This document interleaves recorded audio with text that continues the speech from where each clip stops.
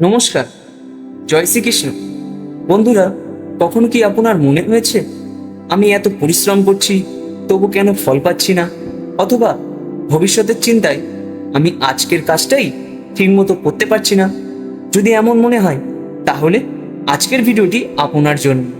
শ্রীমদ্ ভগবদ্ গীতায় 3য় অধ্যায় কর্মযোগ আমাদের শেখায় কিভাবে কাজকে উপাসনার বানিয়ে জীবনকে শান্তি, সাফল্য এবং অর্থপূর্ণতায় দিকে নিয়ে যেতে হয়। আজ আমরা জানব কর্মযোগ কি, কেন কাজের ফল নিয়ে অতিরিক্ত চিন্তা করা উচিত নয় এবং কিভাবে গীতার এই শিক্ষা আমাদের জীবনকে বদলে দিতে পারে। 3য় অধ্যায়ে শ্রীকৃষ্ণ অর্জুনকে আত্মার অমরত্ব ও জ্ঞানের কথা বলেছিলেন, কিন্তু অর্জুন বিভ্রান্ত হয়ে পড়েছিলেন। তিনি ভাবলেন, যদি জ্ঞানী শ্রেষ্ঠ হয় তবে আমাকে যুদ্ধ করতে বলছে কেন? তখন শ্রীকৃষ্ণ 3য় অধ্যায় কর্মযোগ শিক্ষা দিলেন। তিনি বললেন, এই পৃথিবীতে কোনো মানুষ এক মুহূর্ত কর্ম ছাড়া থাকতে পারে না। প্রকৃতির গুণই আমাদের কর্মে নিয়োজিত রাখে, অর্থাৎ কাজ না করে থাকা অসম্ভব। আমরা কথা বলি, চিন্তা করি, হাঁটি, সিদ্ধান্ত নেই, সবই কর্ম। প্রশ্ন হলো, আমরা কিভাবে কর্ম করছি? ভয় নিয়ে, লোভ নিয়ে, নাকি কর্তব্যবোধ ও ভক্তি নিয়ে? প্রথম শিক্ষা, নিজের কর্তব্য পালন করো। শ্রীকৃষ্ণ বলেন, নিজের কর্তব্য পালন করা অন্যের পথ অনুসরণের চেয়ে শ্রেষ্ঠ। আজকের পৃথিবীতে আমরা প্রায় অন্যদের দেখে নিজেদের বিচার করি। কেউ দ্রুত সফল হচ্ছে, কেউ বেশি টাকা উপার্জন করছে, কেউ জনপ্রিয় হয়ে যাচ্ছে। তখন আমরা নিজেদের পথ ভুলে যাই। গীতা আমাদের শেখায়, নিজের জীবনের দায়িত্ব গ্রহণ করো। একজন ছাত্রের কর্তব্য হলো মন দিয়ে পড়াশোনা করা। একজন কর্মজীবীর কর্তব্য সততার সঙ্গে কাজ করা।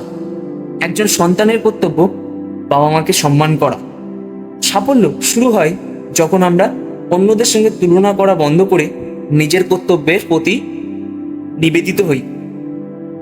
দ্বিতীয় শিক্ষা, ফলের প্রতি অতিরিক্ত আসক্তি ছেড়ে দাও।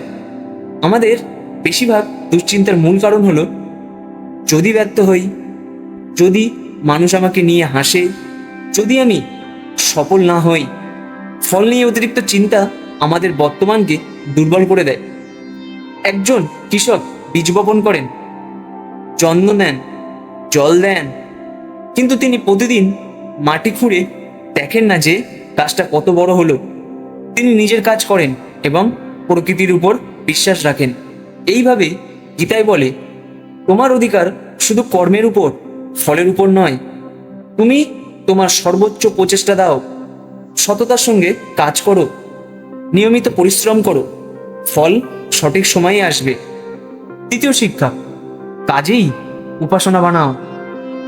শ্রীকৃষ্ণ বলেন, যে ব্যক্তি নিজের কর্ম ঈশ্বরকে সমর্পণ করে সে কর্মের বন্ধে আবদ্ধ হয় না। এখানে কর্ম ত্যাগ কথা বলা হয়নি, বরং কর্মকে পবিত্র করার কথা বলা হয়েছে।